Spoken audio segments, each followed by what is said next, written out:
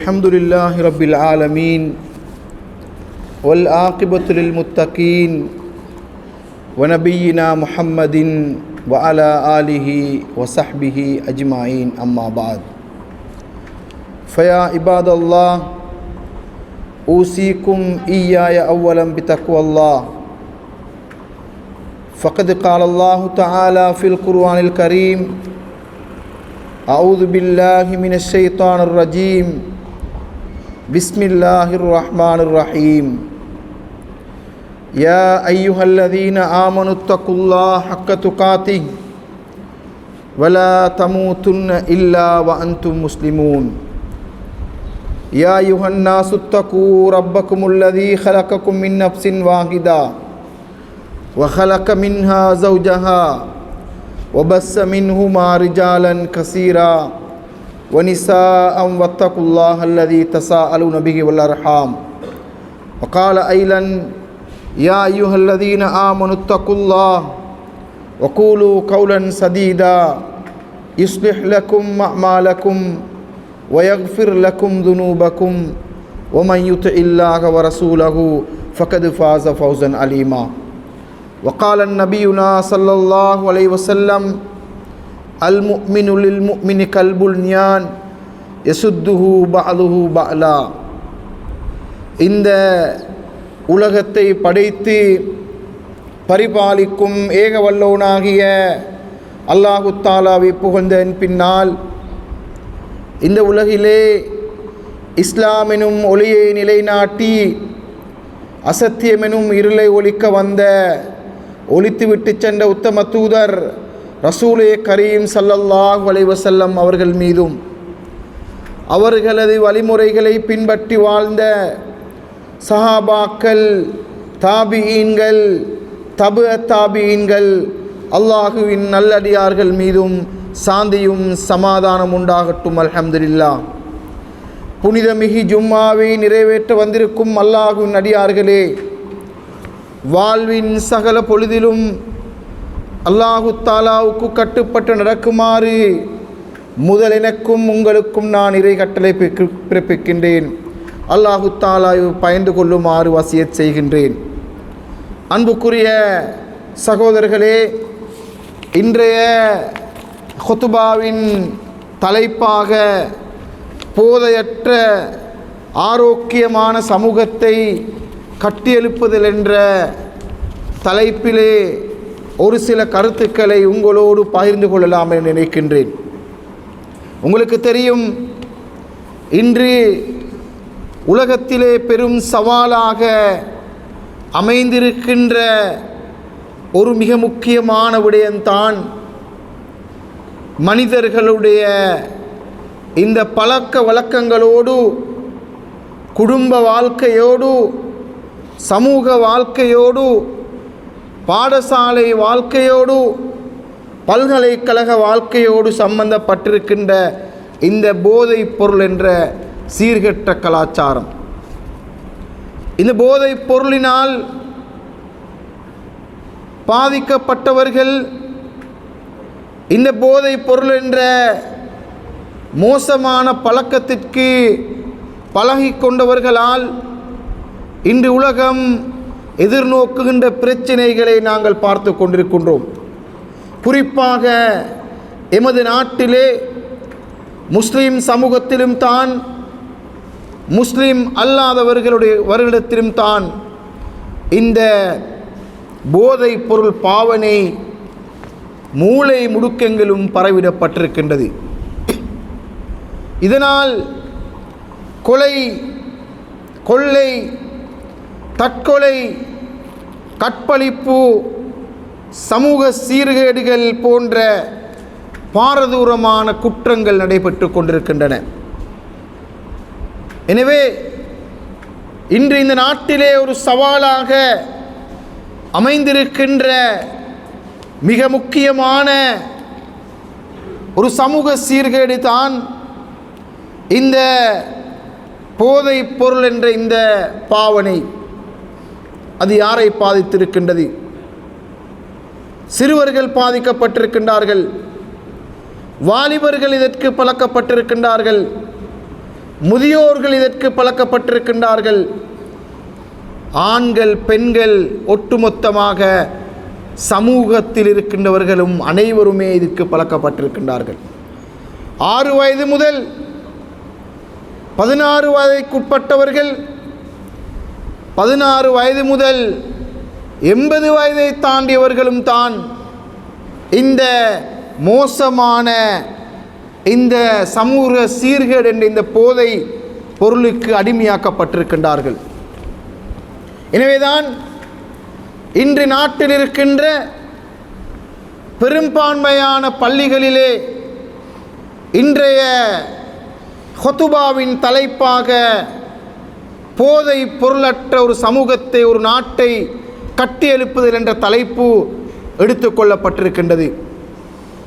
எங்களுக்கு தெரியும், இந்த நாட்டினுடைய அரசாங்கமும் தான் இந்த போதை பொருளிலிருந்து நாட்டையும் சமூகத்தையும் பாதுகாப்பதற்காக வேண்டி நேற்று நாட்டின் ஜனாதிபதி தலைமையிலே சர்வ மத தலைமைகளை ஒன்று கூட்டி, சிவில் அமைப்புகளை ஒன்று கூட்டி ஒரு விழிப்புணர்வு மாநாடு நடைபெற்றது. எனவே இந்த போதைப் பொருள் என்ற இந்த பாவனை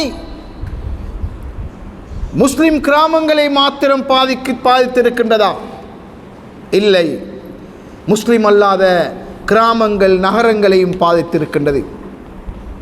இந்த போதைப் பொருள் பாடசாலை மாணவர்களை பாதித்திருக்கின்றது, பல்கலைக்கழகத்திலே படிக்கின்ற மாணவர்களை பாதித்திருக்கின்றது, வியாபாரத்திலே ஈடுபடுகின்றவர்களையும் பாதித்திருக்கின்றது. உங்களுக்கு இந்த போதைப் பொருளுடைய பல வகையான அமைப்புகளும் பெயர்களும் உங்களுக்கு தெரியும். சிலர் தங்களுடைய வாழ்க்கையின் பிரதானமான தொழிலாக போதை கடத்தல் வியாபாரத்தையே பின்பற்றி கொண்டிருக்கின்றார்கள். அவர்களுக்கு தெரியும் இது ஹராம் என்று, இது இஸ்லாத்திலே அனுமதிக்கப்படவில்லை என்று தெரியும். ஆனால் இந்த பாரதூரமான செயலை அவர்கள் செய்து கொண்டிருக்கின்றார்கள். இஸ்லாத்தை பொறுத்த மட்டிலே இதனை அனுமதிக்கின்றதா என்று பார்த்தால், இஸ்லாம் போதை பொருள் பாவனைக்கோ, அதனை விற்பனை செய்வதற்கோ, அதனை வைத்து வியாபாரம் வர்த்தகம் போன்ற நடவடிக்கைகளில் ஈடுபடுவதற்கோ எந்த விதமான அனுமதியையும் வழங்கவில்லை. அல்லாஹுவின் தூதர் ரசூல் ஸல்லல்லாஹு அலைஹி வஸல்லம் அவர்கள் சொன்னார்கள், நீங்கள் உங்களுக்கு ஹலாலான வைத்தை மாத்திரம் உண்ணுங்கள், பருகுங்கள் என்று சொன்னார்கள். அதே நேரம் அல்லாஹு தஆலா குர்ஆனிலே இன்னமல் ஹம்ரு வல் மைசிரு வல் அஸ்லாமு ரிஜ்சும் மின் அமலி ஷைத்தான் ஃபஜ்தனிபு, மதுபானம், சூதாட்டம், அம்பெறிதல் போன்ற பல மோசமான காரணங்கள், விடயங்கள் ஷைத்தானினுடைய செயல்கள் என்று சொன்னார்கள். அல்லாஹு தஆலா சொல்கின்றான், எனவே நீங்கள் அந்த மோசமான விடயங்களில் இருந்து உங்களை பாதுகாத்துக் கொள்ளுங்கள், நீங்கள் வெற்றி பெறுவீர்கள் என்று அல்லாஹு தஆலா குர்ஆனிலே குறிப்பிடுகின்றான். சூரத்துல் பக்ரா 91வது வசனத்திலே இந்த விடயம் உறுதிப்படுத்தப்பட்டிருக்கின்றது. ரசூல் ஸல்லல்லாஹு அலைஹி வஸல்லம் அவர்கள் மிக முக்கியமான ஒரு வசியத்தை செய்தார்கள். இதனை அபூ தர்தா ரலியல்லாஹு அன்ஹு அவர்கள் சொல்கின்றார்கள், எனக்கு ரசூல் ஸல்லல்லாஹு அலைஹி வஸல்லம் அவர்கள் மது அருந்த வேண்டாம் என்று உபதேசம் செய்தார்கள். மதுபானம் இந்த போதையின் மிக முக்கியமான இந்த மதுபானம் தான் தீமைகளின் அடித்தளமாக அமைந்திருக்கிறது என்று அல்லாஹ் அல் குர்ஆனில், அதாவது ரசூல் ஸல்லல்லாஹு அலைஹி வஸல்லம் அவர்கள் குறிப்பிடுகின்றார்கள். அதே நேரம் இந்த போதை வஸ்தை பாவிக்கின்றவர், அதனை அனுபவிக்கின்றவர், அதனை தொழிலாக செய்கின்றவர், அதனை வர்த்தகமாக செய்கின்றவர், அவர்கள் அப்படியான வர்த்தகங்களிலே பாவனைகளிலே ஈடுபடுகின்ற பொழுது அவர்கள் நிச்சயமாக மூமின்களாக இருக்க முடியாது. லா இஸ்னி ஸானி ஹீன இஸ்னி, ஒரு மனிதன் விபச்சாரம் செய்கின்ற பொழுது அவர் மூமினாக இருக்க மாட்டார். வலா யஸ்ரிபுல் ஹம்ர ஷாரிபுஹா ஹீன யஸ்ரபுஹா வஹுவ முஃமின். ஒருவர் மதுபானத்தை அருந்துகின்ற பொழுது அவர் ஒரு மூமினாக இருக்க மாட்டார். ஒருவர் களவெடுக்கின்ற பொழுது அவர் மூமினாக இருக்க மாட்டார்.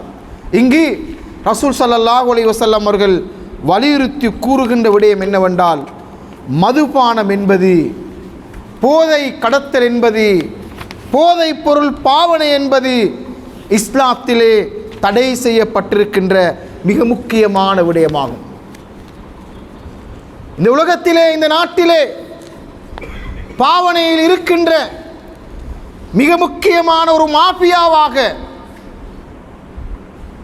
இந்த போதை பொருள் பாவனை தான் இருக்கின்றது.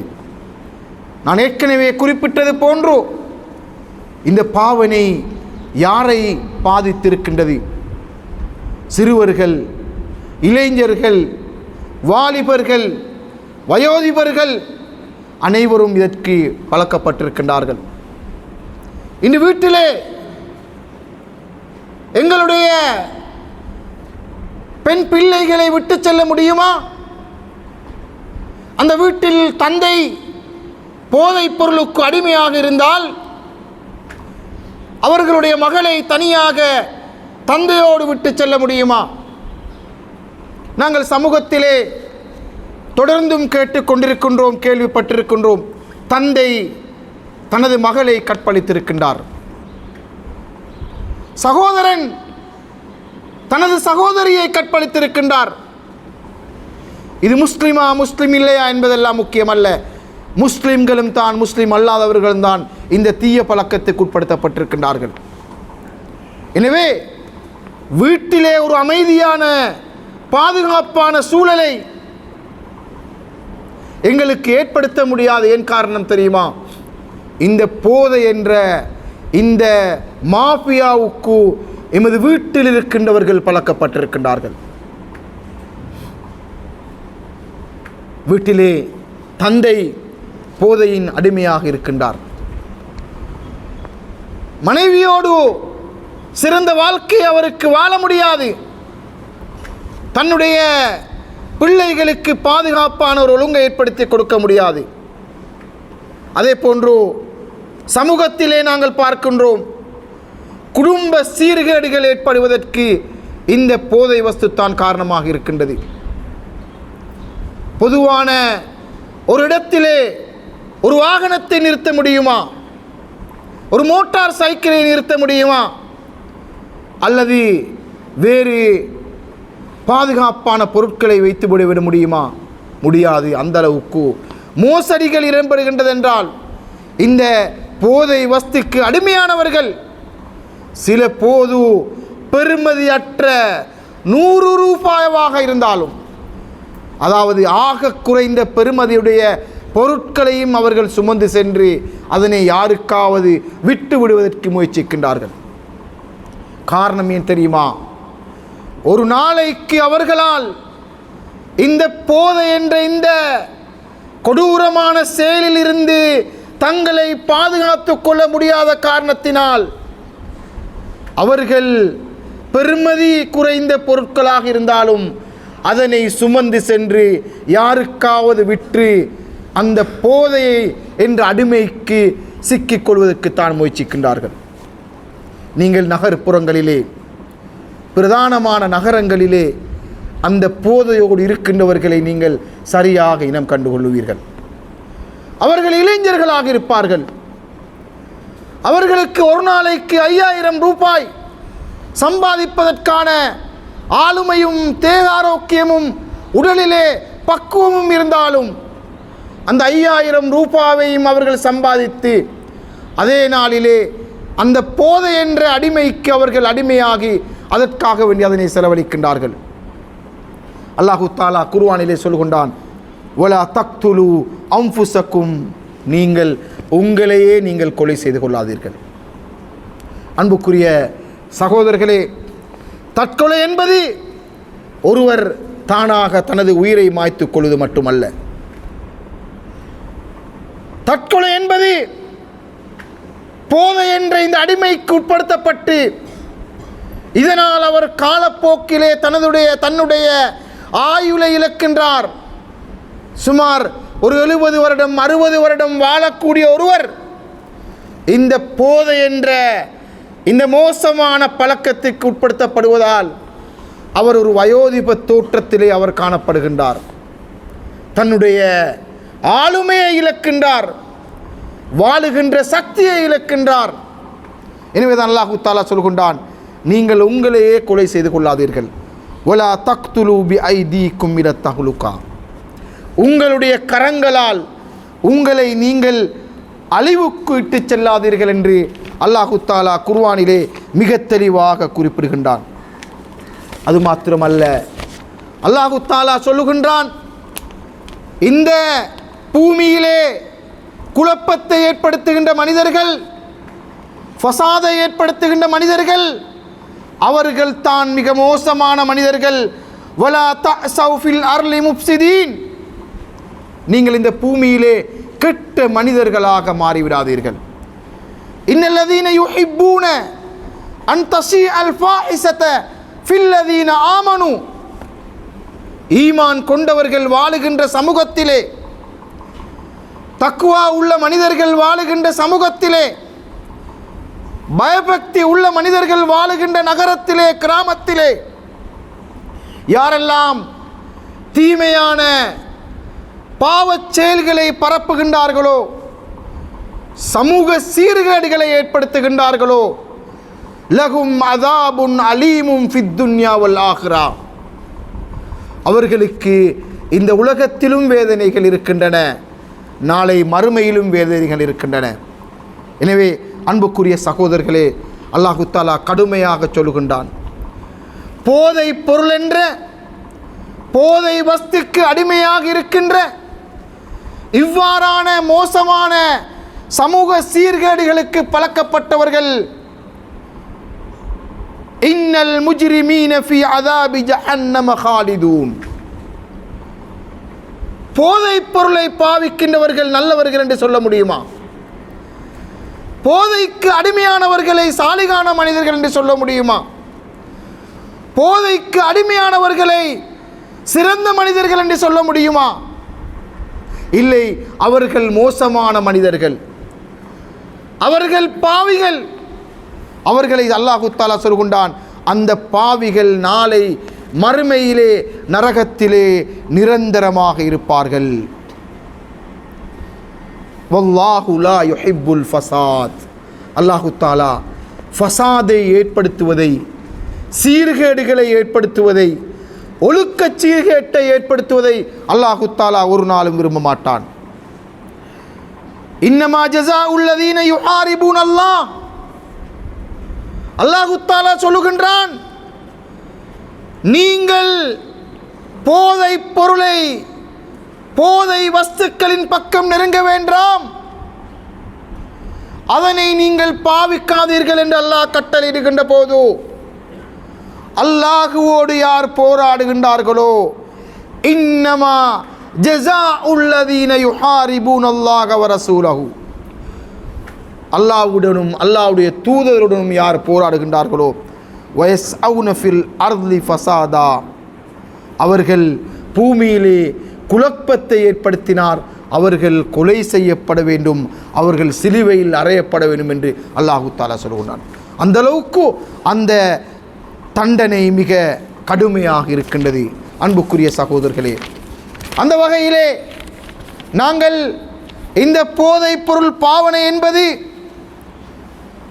இதனை பாவிப்பது, இதனை விற்பனை செய்வது, இந்த துறையிலே ஈடுபடுவது இஸ்லாத்தின் பார்வையிலே ஹராம். அதனை நாங்கள் செய்ய முடியாது. ரசூல் ஸல்லல்லாஹு அலைஹி வஸல்லம் அவர்கள் லஅனல்லாஹுல் ஹம்ர, அல்லாஹ் தஆலா மதுவை சபித்திருக்கின்றான், அதனை குடிப்பவரை சபித்திருக்கின்றான், அதற்கு உதவி செய்பவரை சபித்திருக்கின்றான், அதனை தயாரிப்பவரை சபித்திருக்கின்றான், அதனை விற்பவரை சபித்திருக்கின்றான், அதற்கு உதவியாக இருக்கின்றவர்களையும் சபித்திருக்கின்றான். நீங்கள் முஸ்லிம் கிராமங்களிலே முஸ்லிம் அல்லாத கிராமங்களிலே இந்த போதைப் பொருள் பாவனையை கடத்துகின்ற மனிதர்கள் எப்படி மிக நிதானமாக அழகாக பல யுக்திகளை கையாண்டு அதனை விற்பனை செய்கின்றார்கள் என்று பாருங்கள். உங்களால் அதை அடையாளம் கண்டுகொள்ள முடியாது.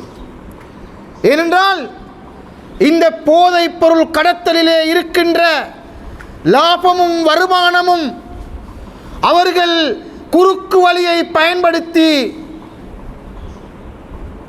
பெரியதொரு தொழிலதிபராக மாறுவதற்கான வாய்ப்புகள் இருக்கின்றன. எனவே அந்த துறையை அவர்கள் பயன்படுத்துகின்றார்கள். இலகுவான வழி மூலம் பணத்தை சம்பாதிக்கலாம். ஆனால் நீங்கள் கேள்விப்படுவீர்கள், ஒருவருக்கு 2 அல்லது 3 அல்லது 4 பெரிய வீடுகள் இருக்கின்றன, நகர்ப்புறங்களிலே பல வாகனங்கள் இருக்கின்றன.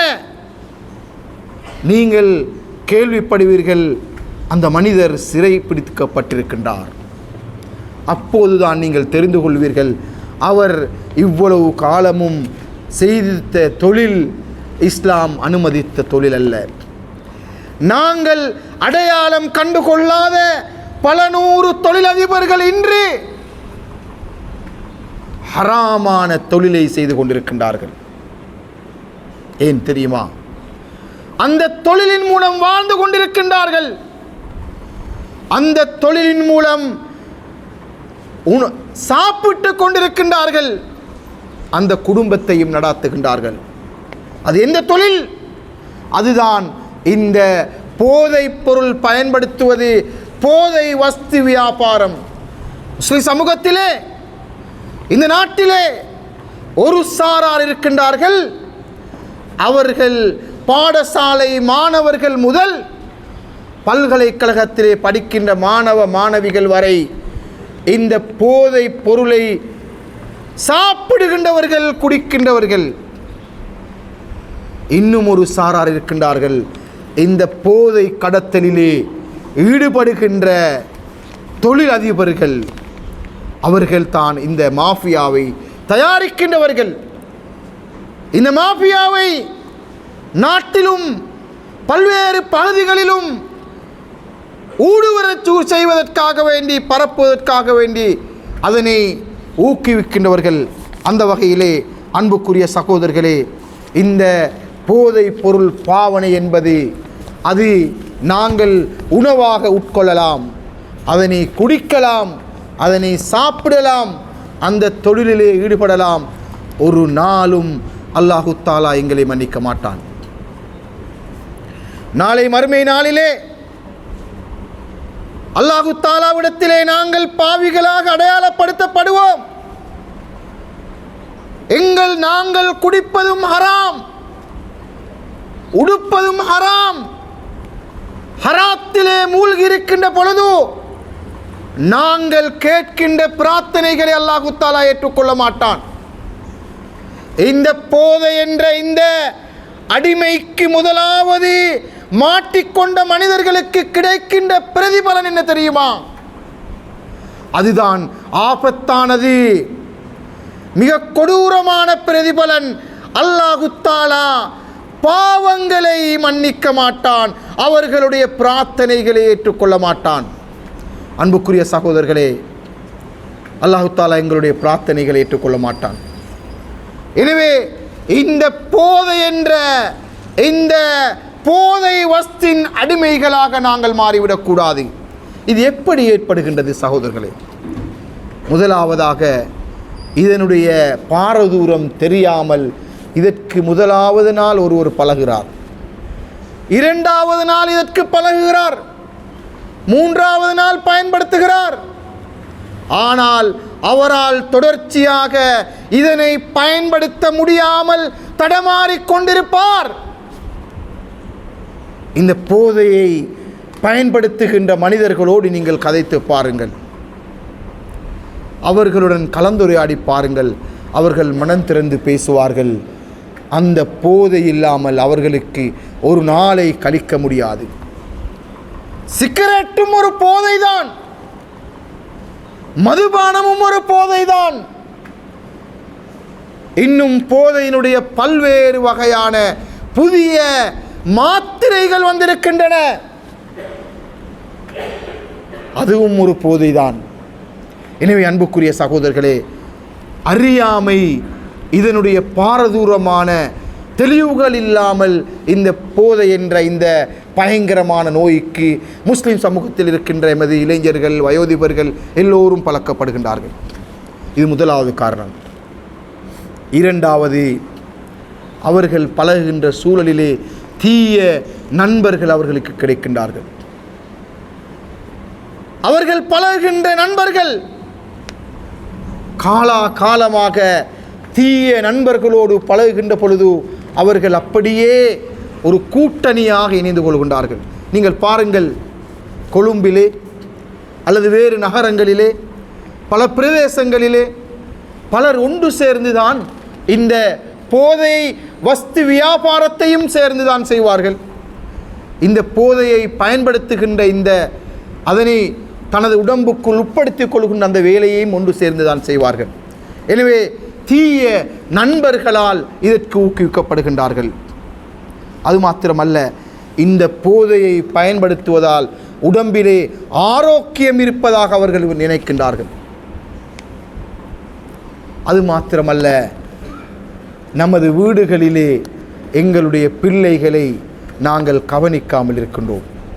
எனது மகன் பள்ளிக்கு போகின்றாரா, பாடசாலைக்கு போகின்றாரா, அஹதியா பாடசாலைக்கு செல்கின்றாரா, பகுதி நேர மதரசாவுக்கு செல்கின்றாரா, பல்கலைக்கழகத்துக்கு செல்கின்றாரா, தொழில் செய்துவிட்டு வீட்டுக்கு வருகின்றாரா, அவர் எங்கு செல்கின்றார்? எனவே எனது மகனை பற்றிய தெளிவும் எங்களுக்கு இல்லை, எமது மகள்மார் பற்றிய தெளிவும் எங்களுக்கு இல்லை, எங்களுடைய மருமகன்மார் பற்றிய தெளிவும் எங்களுக்கு இல்லை. அன்புக்குரிய சகோதரர்களே, இன்று இது எவ்வளவு தூரம் பாதித்திருக்கின்றதென்றால், ஒரு பொருத்தமான மணமகளுக்கு ஒரு மணமகனை தேடுகின்ற பொழுது பெற்றோர்கள் சிரமப்படுகின்றார்கள். சில நேரம் அவர் ஒரு தொழில் அதிபர் என்ற காரணத்தினால் தான் பெற்றெடுத்து அழகாக வளர்த்து தக்குவாவை சொல்லிக் கொடுத்து பள்ளிக்கு அழைத்து சென்று மார்க்க பின்னணியோடு வளர்த்த ஒரு பெண்ணை, ஒரு பிள்ளையை அந்த தொழிலதிபர் என்ற காரணத்தினால் கொடுத்திருப்போம். காலப்போக்கிலே கேள்விப்படுவோம், வருடக்கணக்காக பல வருடங்கள் சிறையில் வாழுகின்ற ஒரு நிலையும் ஏற்படலாம். ஏன்? தனது வீட்டுக்கு வருகின்ற மணமகனை பற்றி எங்களுக்கு தெரியவில்லை. அப்படி என்றால் பெற்றோர்கள் வீடுகளிலே தங்களுடைய பொறுப்புகளை ஒழுங்காக செய்யாதன் காரணத்தினால் அங்கு எமது பிள்ளைகள் இந்த மோசமான பழக்கத்துக்கு பழக்கப்படுகின்றார்கள். குல்லுக்கும் ராயின் வ குல்லுக்கும் மஸ்ஊலுன் அன் ரஅயத்திக். நீங்கள் ஒவ்வொருவரும் பொறுப்புதாரிகள், உங்களுடைய பொறுப்புகளை பற்றி நீங்கள் கேட்கப்படுவீர்கள் என்று ரசூல் ஸல்லல்லாஹு அலைஹி வஸல்லம் அவர்கள் சொன்னார்கள். எங்கே அன்புக்குரிய பெற்றார்களே, நாங்கள் எங்கு பார்க்கின்றோம்? பாடசாலையிலே பல்லாயிரக்கணக்கான மாணவர்கள் இருப்பார்கள். ஆசிரியர்கள், அதிபர்கள் அந்த மாணவர்களுக்கு கொடுக்க வேண்டிய ஒழுக்கத்தை, அந்த மாணவர்கள் எவ்வாறான குற்றச் செயல்களோடு சம்பந்தப்பட்டிருக்கின்றார்கள் என்ற தெளிவை பெற்றிருக்கின்றார்களா? இல்லை. ஆசிரியருக்கு தெரியாது மாணவன் வகுப்பிலே போதை பொருட்களோடு சம்பந்தப்பட்டிருக்கின்றான். ஒருவர் தான் இருப்பார், காலப்போக்கிலே பலரை அதற்கு மாற்றி விடுவான். எனவே பாடசாலையிலே கற்கின்ற மாணவிகளுடைய நிலைமைகளை பற்றி ஆசிரியர்கள், அதிபர்கள் தெரிந்து கொள்ள வேண்டும். உங்களுடைய கம்பெனியிலே, உங்களுடைய கடையிலே, உங்களுடைய ஃபேக்டரியிலே, உங்களிடத்திலே தொழில் செய்கின்ற தொழிலாளர்களை நீங்கள் பார்த்து கொள்ளுங்கள். அவர்களும் அந்த மோசமான அந்த போதை என்ற அந்த அடிமைக்கு சிக்கிக்கொண்டால் அது யாரையெல்லாம் பாதிக்கப் போகின்றது? இனி அன்புக்குரிய சகோதரர்களே, பெற்றார்கள் இந்த விடயத்திலே மிக கவனமாக இருக்க வேண்டும். அதே போன்று பள்ளி நிர்வாகிகள், பள்ளியிலே கடமை புரிகின்றவர்கள், பள்ளியை பரிபாலிக்கின்றவர்கள், அவர்களுக்கு ஒரு பொறுப்பு இருக்கின்றது. உங்களுடைய பள்ளிகளுக்கு கீழால் இருக்கின்ற குடும்பங்களுடைய எண்ணிக்கை உங்களுக்கு தெரிவது போன்று 5 நேரம் பள்ளிக்கு வராதவர்கள் எத்தனை பேர், மதுபானத்தோடு தொடர்புடையவர்கள் எத்தனை பேர், சூதாட்டத்தோடு தொடர்புடையவர்கள் எத்தனை பேர், மோசமான பழக்க வழக்கங்களுக்கு உட்படுத்தப்பட்டவர்கள் எத்தனை பேர் இருக்கின்றார்கள் என்பதை பள்ளிவாசல் அடையாளம் கண்டால் அந்த மனிதர்களை மாற்றி அமைப்பதற்கான ஏற்பாடுகளை செய்யலாம் உங்களுக்கு. எனவே பள்ளி நிர்வாகிகளுக்கும் அந்த பொறுப்பு இருக்கின்றது. அன்புக்குரிய சகோதரர்களே, இந்த போதை பொருட்களை நாங்கள் பயன்படுத்துவதால் ஏற்பட போகின்ற விபரீதங்களை பாருங்கள். அல்லாஹ்வுடைய ரஹ்மத்தையும் பரக்கத்தையும் நாங்கள் இழந்து விடுவோம். மலக்குமார்களுடைய துஆக்களை இழந்து விடுவோம். இன்னல்லதீன காலு ரப்புனல்லாஹ், அல்லாஹ்வை ஏற்றுக்கொண்ட மனிதர்கள் சும்மஸ்தகாமு, அதிலே நிலைத்து நின்றால் தத்தனஸ்ஸலு அலைஹிமுல் மலாயிகா, அவர்கள் மீது மலக்குமார்கள் இறங்குவார்கள். அல்லா தகாஃபு, நீங்கள் பயப்பட வேண்டாம். வலா தஹ்ஸனு, நீங்கள் கவலைப்பட வேண்டாம். வஅப்ஸிரு பில் ஜன்னத்தில்லதி குன்தும் துஅதூன், உங்களுக்கென்று வாக்களிக்கப்பட்ட சுவர்க்கத்தை நீங்கள் நினைவு கூர்ந்து சந்தோஷமாக இருங்கள். சுபசோபன செய்திகளை பராமரித்துக் கொள்ளுங்கள். நஹ்னு அவுலியாஉக்கும் ஃபில் ஹயாத்தித் துன்யா வ ஃபில் ஆখিরা, மலக்குமார்கள் சொல்கின்றார்கள், உங்களுக்கு இந்த உலகத்திலே நாங்கள் பக்க பலமாக இருப்போம், நாளை மறுமையிலும் உங்களுக்கு பக்க பலமாக இருப்போம். அது மாத்திரமா, இந்த உலகத்திலே அல்லாஹு தஆலா இந்த பாவமான சமூக சீர்கேட்டின் பக்கம் நீங்கள் செல்ல வேண்டாம் என்று சொன்னான். அதனை நீங்கள் கட்டுப்படுத்தி கட்டுப்பாட்டோடு வாழ்ந்தீர்கள். வலக்கும் ஃபீஹா மா தஸ்தஹில் அன்ஃபுஸ் வலக்கும் ஃபீஹா மா தத்தஊன், நாளை மறுமையிலே சுவர்க்கத்திலே நீங்கள் விரும்புகின்றவெல்லாம் உங்களுக்கு இருக்கின்றன. அன்புக்குரிய சகோதரர்களே, அல்லாஹு தஆலாவுடைய ரஹ்மத்தை நாங்கள் இழந்து விடுவோம். இந்த போதை என்ற இந்த அடிமைக்குள் நாங்கள் மாட்டிக்கொண்டால் சுவர்க்கம் எங்களுக்கு ஹராமாக்கப்பட்டு விடும். அது மாத்திரமா, ஆரோக்கியமான வாழ்க்கையை இழந்து விடுவோம். இந்த போதைக்கு அடிமையான மனிதர்களை பாருங்கள், அவர்கள் அங்கும் இங்கும் ஓடிக்கொண்டிருப்பார்கள், தொழில் செய்ய மாட்டார்கள். சிலர் எப்போதுமே இந்த போதை பாவனையை பயன்படுத்துவதற்காக அலைந்து திரிவார்கள். ஒரு சாரார், இன்னும் ஒரு சாரார் இருக்கின்றார்கள், அவர்கள் தான் சமூகத்திலே விஐபி மனிதர்கள், சமூகத்திலே மிக முக்கியமான மனிதர்கள். அவர்கள் பக்குவமாக கவனமாக அழகாக இந்த போதை பொருள் பாவனை என்ற இந்த மோசமான பழக்கத்திலே வர்த்தகத்திலே வியாபாரத்திலே ஈடுபட்டு பல நூறு மனிதர்களை அதன் பங்காளர்களாக மாற்றி அதனை ஒரு மாஃபியாவாக மாற்றி விடுவார்கள். இன்று அதுதான் இந்த நாட்டுக்கு நடந்திருக்கின்றது. கடந்த பல வருடங்களாக இந்த போதை பொருள் கடத்தல் என்ற இந்த மாஃபியா ஒரு சக்தியான ஒரு பலமாக இந்த நாட்டிலே அது அமுல்படுத்தப்பட்டதன் காரணத்தினால் அதனை ஒழிப்பது மிக இலகுவான காரணம் அல்ல. இந்த போதைப் பொருள் பாவனையை தற்போது இருக்கின்ற அரசாங்கம் எடுத்திருக்கின்ற முயற்சி, நாங்கள் அரசியல் கட்சிகளுக்கு அப்பால் அதனை பாராட்ட வேண்டும். உண்மையிலே போதை பொருளை ஒழிப்பதற்கு எங்களால் மாத்திரம் முடியாது. அந்த வகையிலே அன்புக்குரிய சகோதரர்களே, சமூகத்திலே பாதிக்கப்பட்டவர்களாக, சமூகத்திலே செல்வாக்கில்லாத மனிதர்களாக, சமூகத்திலே கணக்கெடுக்கப்படாத மனிதர்களாக, மோசமான மனிதர்களாக அவர்கள் அடையாளப்படுத்தப்படுவார்கள். உங்களுடைய குழந்தை ஒரு சிறந்த குழந்தை என்ற பெயரை பெற நீங்கள் விரும்புகிறீர்களா?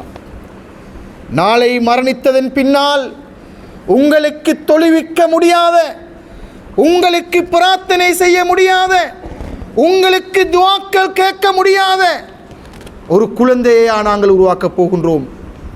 நாளை எங்களுடைய கபருக்கு செய்கின்ற நன்மை தான் நாங்கள் மரணித்ததன் பின்னால் எங்களுடைய பிள்ளைகள் ரப்பனா ரப்பிர் ஹம்ஹுமா கமா ரப்பயானி சாயிரா. யா அல்லாஹ், எனது பெற்றார்கள் என்னை எப்படி வளர்த்தார்களோ பயிற்றுவித்தார்களோ அவர்களுக்கு அப்படி இரக்கம் காட்டுவாயாக, அருள் புரிவாயாக என்ற பிரார்த்தனையை நாங்கள் கேட்க வேண்டும். அதுதான் நானும் நீங்களும் எங்களுடைய பெற்றார்களுக்காக ஒவ்வொரு தொழுகையிலும் கேட்கின்ற துவா. பிரயாணத்திலே உங்களுடைய பெற்றார்களது ஞாபகம் வருகின்றதா? ரப்பனா ரப்பிர் ஹம்ஹுமா கமா ரப்பயானி சாயிரா. தூங்கி எழும்புகின்ற பொழுது உங்களுடைய பெற்றார்கள் உங்களுக்கு ஞாபகம் வருகின்றதா? ரப்பனா ரப்பிர் ஹம்ஹுமா கமா ரப்பயானி சாயிரா. ஆழ்ந்த தூக்கத்திலே உங்களுக்கு ஞாபகம் வருகின்றதா? ரப்பனா ரப்பிர் ஹம்ஹுமா கமா ரப்பயானி சாயிரா. 5 நேர தொழுகையிலும் உங்களுக்காக துஆ கேட்கின்ற குழந்தைகள் உருவாக வேண்டும் என்றால் இப்படியான மோசமான சமூக சீர்கேடுகளிலிருந்து அவர்களை பாதுகாத்துக் கொள்ளுங்கள். அன்புக்குரிய சகோதரர்களே, பெற்றோர்களுக்கு செய்கின்ற மிக முக்கியமான கடமை அதுதான். பெற்றோர்கள் அதனைத்தான் எதிர்பார்க்கின்றார்கள். எனவே இந்த மோசமான தீமைகளிலிருந்து இந்த சமூகத்தை நாங்கள் பாதுகாக்க வேண்டும் என்றால் மஸ்ஜிதுகள் இதற்கு திட்டமிட வேண்டும். மஸ்ஜித் நிர்வாகிகளுக்கு முடியும். இந்த போதைப் பொருள் சமூக சீர்கேடுகளை ஒழிப்பது, சமூக நல சேவைகளை செய்வது. அதற்காக பள்ளி நிர்வாகத்துக்கு கீழார் இந்த ஊரை மையப்படுத்தி ஒரு சம்மேளனத்தை உருவாக்கிக் கொள்ளுங்கள். இளைஞர்களை எடுத்துக்கொள்ளுங்கள், தொழிலதிபர்களை எடுத்துக்கொள்ளுங்கள். இந்த துறையிலே ஈடுபடுகின்றவர்கள் அவர்கள் ஏழைகளாக இருக்கலாம், அவர்களையும் எடுத்துக்கொள்ளுங்கள். எடுத்து இந்த மோசமான பழக்க வழக்கங்களில் ஈடுபடுகின்றவர்களை அடையாளம் கண்டு அவர்களுக்கு கவுன்சிலர்கள் இருக்கின்றார்கள், உளவள துணையாளர்கள் இருக்கின்றார்கள். அவர்களை அழைத்து அவர்களுக்கு அவ்வாறான நிகழ்ச்சிகளை ஏற்பாடு செய்யுங்கள். விழிப்புணர்வு நிகழ்ச்சிகளை செய்யுங்கள். அதனை பக்கத்தில் இருக்கின்ற மாற்று மத ஒரு பன்சலையோடு இணைந்து செய்யுங்கள். மாற்று மத ஒரு பாடசாலையோடு இணைந்து செய்யுங்கள். இந்த நாட்டில் இருக்கின்ற, இந்த ஊரில் இருக்கின்ற பல அரசியல் கட்சிகளை இணைத்துக் கொண்டு, அரசியல் அதிகாரிகளை இணைத்துக் கொண்டு இந்த தீமையை ஒழிப்பதற்காக நீங்கள் பாடுபடுங்கள். இந்த தீமையிலிருந்து மாணவ சமூகத்தை பாதுகாப்பதற்காக அகதியா பாடசாலை இந்த கிராமத்துக்கு இல்லை என்றால் முஸ்லிம் சமய பண்பாட்டு அலுவலர்கள் திணைக்களத்தின் வழிகாட்டலை பெற்று, அகில இலங்கை ஜம்மியத் உலமாக்களுடைய வழிகாட்டலை பெற்று இந்த ஊரில் இருக்கின்ற மார்க்க பக்தியுடையவர்கள், ஆலிம்கள், அல்லாஹ்வோடு தொடர்புள்ளவர்கள், சமூக நலனும்பிகள் ஆலோசனைகளை பெற்று ஒரு அகதியா பாடசாலையை உருவாக்கினால் 6ஆம் ஆண்டு முதல் 13ஆம் ஆண்டு வரை ஒரு நாளைக்கு கிழமையிலே, ஒரு நாளைக்கு ஞாயிற்றுக்கிழமை அல்லது உங்களுக்கு ஞாயிற்றுக்கிழமை முடியாவிட்டால் சனிக்கிழமையிலே ஒரு 4 மணித்தியாலம் அல்லாஹ்வுடைய மார்க்கத்தை படிப்பதற்குரிய அவகாசத்தை அரசாங்கம் தந்திருக்கின்றது. எனவே ஒரு அகதியா பாடசாலையை உருவாக்குங்கள். இளைஞர்கள், நான் ஏற்கனவே சொன்னது போன்று ஒரு குழுவை உருவாக்கி இந்த ஊருக்குரிய ஒரு திட்டத்தை வகுத்து அந்த திட்டத்தினூடாக இந்த கிராமத்தை ஒழுங்குபடுத்துகின்ற முயற்சியிலே நீங்கள் ஈடுபடுங்கள். அகில இலங்கை ஜம்மியத் உலமாவுடைய உதவிகளை, ஒத்தாசைகளை, வழிகாட்டல்களை பெற்றுக்கொள்ளுங்கள். இஸ்லாமிய நிறுவனங்கள், அமைப்புகளுடைய உதவிகள், ஒத்தாசைகள், ஒத்துழைப்புகளை பெற்றுக்கொள்ளுங்கள்.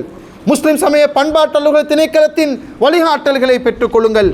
இப்படி ஒரு சமூகத்தை உங்களுக்கு வழிகாட்ட முடியும் என்றால் இந்த உலகத்திலே மிக பாக்கியமான மனிதர்கள் நீங்கள் தான் என்ற கடைசியான ஒரு செய்தியை சொல்லி இந்த குத்துபாவை நிறைவு செய்து கொள்கின்றேன். அல்லாஹு தாலா குர்ஆனிலே சொல்கின்றான், வலவ் அன்ன அஹ்லல் குரா ஆமனு வத்தகவ். ஒரு கிராமத்தில், ஒரு நகரத்தில் இருக்கின்ற மனிதர்கள் அல்லாஹுவை பயந்து தக்வாவோடு வாழ்ந்தால், வலவ் அன்ன அஹ்லல் குரா வத்தகவ் லஃபதஹ்னா அலைஹிம் பரகாத்தின் மினஸ் ஸமாஇ வல் அர்த். அந்த கிராமத்தில் இருக்கின்ற மக்களுக்கு நாங்கள் வானத்திலிருந்தும் பூமியிலிருந்தும் அருள்களை சொரிவோம், பரக்கத்தை கொடுப்போம். அன்புக்குரிய சகோதரர்களே, இந்த கிராமத்தை நோக்கி நாங்கள் நகர வேண்டும். போதைகளற்ற ஒரு நகரத்தை, ஒரு கிராமத்தை, ஒரு பாடசாலையை, ஒரு கல்வி நிறுவனத்தை உருவாக்குகின்ற முயற்சியிலே ஈடுபட்டால் இந்த நாட்டுக்கு பலனுள்ள மனிதர்களை உருவாக்கலாம். இந்த நாட்டுக்கு அச்சுறுத்தல் இல்லாத மனிதர்களை உருவாக்கலாம். இந்த நாட்டுக்கு அமைதியான மனிதர்களை உருவாக்கலாம். அல்லாஹ்வின் இந்த ஈமானை, தக்வாவை சுமந்த இந்த மனிதர்களுக்கு அல்லாஹ் தஆலா நிச்சயமாக உதவி செய்வான். எனவே அப்படியான ஒரு பாக்கியமான ஒரு வேலை திட்டத்தை செய்கின்ற பொறுப்பும் கடமையும் உங்களுக்கு இருக்கின்றது. அதனை இன்றிலிருந்து ஆரம்பிப்போம் என்ற செய்தியை சொல்கின்றேன். அன்புக்குரிய சகோதரர்களே, வல்ல அல்லாஹ் எங்களுடைய பாவங்களை மன்னிக்க வேண்டும். யா அல்லாஹ் எங்களுடைய பாவங்களை மன்னிப்பாயாக. எங்களது தாய் தந்தர்களின் பாவங்களை மன்னிப்பாயாக. அவர்களுடைய சுவனத்து வாழ்வை உறுதிப்படுத்துவாயாக. இந்த ஊருக்காக சேவை செய்த மனிதர்களுடைய பாவங்களை மன்னிப்பாயாக. அவர்கள் மண்ணறைகளிலே வாழ்ந்து கொண்டிருக்கின்றார்கள். இந்த ஊருக்கு சேவை செய்து கொண்டிருக்கின்றவர்களுக்கு அவர்களுடைய வாழ்க்கையை நீடிப்பாயாக. இந்த ஊருக்கு பரக்கத்தை கொடுப்பாயாக.